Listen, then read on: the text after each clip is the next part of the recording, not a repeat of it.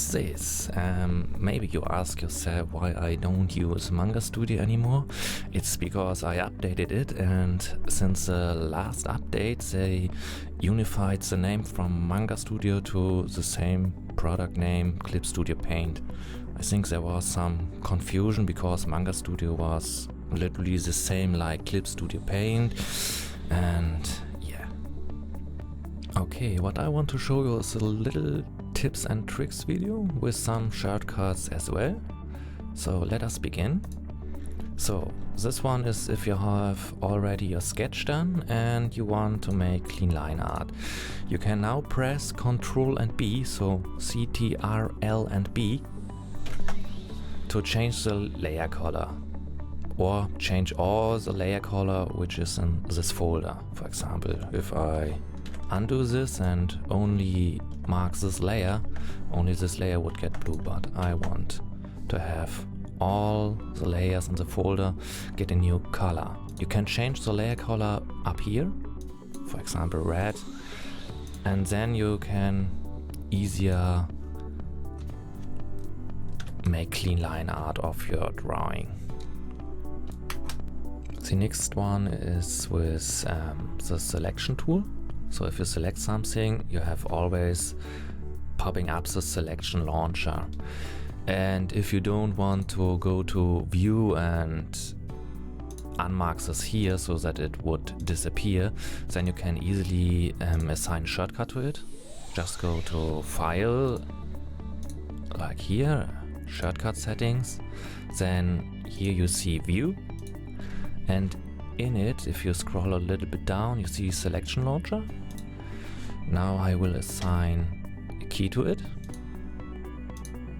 And if I press now this key, the selection launcher appears or disappears. But the selection is still there. And now I press here on the selection launcher settings and go under view, and now you see this selection border. It's a really good function, because if you don't want to see the selection border but the selection should still be active, you can click here and now just the selection border is vanished, but the selection is still the same. So sometimes the selection border is really annoying and you can make it invisible with this, or you make both disappear and then you can transform it where you want. Okay, this is the next trick. For this one I have opened another image, and as you can see on the right, I have 10,000 layers, and if I now looking for a certain layer, it's really time consuming. So first I need to count the faces. 1, 2, 3, 4, 5, 6, 7. So I know it's face 7. Then I scroll all the way down and here is the skin, for example. But you can make it much more simple and much faster if you just press, for example, Ctrl and Shift. And now if you click while you're holding those both keys on the skin, it would automatically choose this layer. As you can see, face 7 and skin. Let's make it with face 4. Now skin and face 4. But you should take care, because if you make it like this, he would select all the layers which were selected and which are affected. Okay, this trick is about to fill a character fast, or parts of it, and if you look to the left, you have the fill tool here and a sub tool called Paint Unfilled Area. And if I use it now with the initial settings, nothing would happen. And this is because the color margin, a value of 80, is way much too high, so I put it down to 0. Here under the tab Target Color, I choose only white and transparent. I would suggest to activate area scaling. I set the value to 20.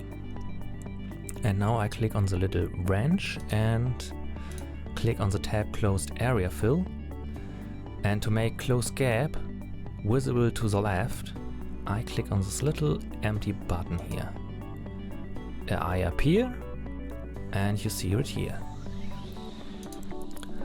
And now I'm ready to use this function. So if I select her, she is filled and it looks good. If, as you might notice, the hair isn't filled, this is because here's a gap.